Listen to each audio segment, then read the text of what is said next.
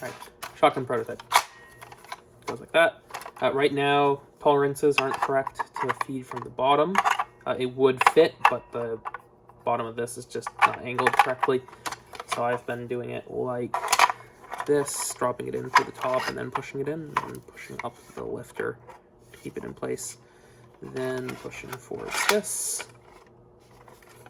Right now also the breech isn't holding this in the upwards position unless I put my thumb back here and push it downwards.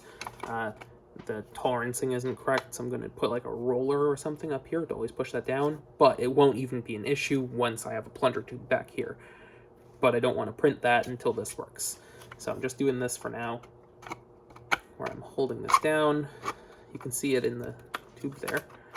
So once this reaches the backmost position, that will flip down because the front of the ram isn't holding down the lifter thing back there anymore. And then on the forwards stroke, it should pop up, which does, like that. And right now the feed angle is a little bit too steep, so I need to adjust that. But if I pop it back and then push it back in again, that,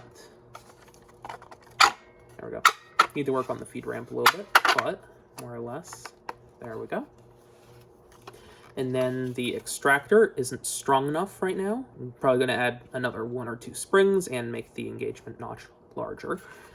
But right now, if I prime it back quickly enough, it half ejects. So let's see if I can do that. No.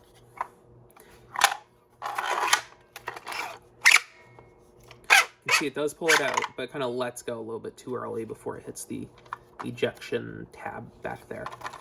And this would keep going back.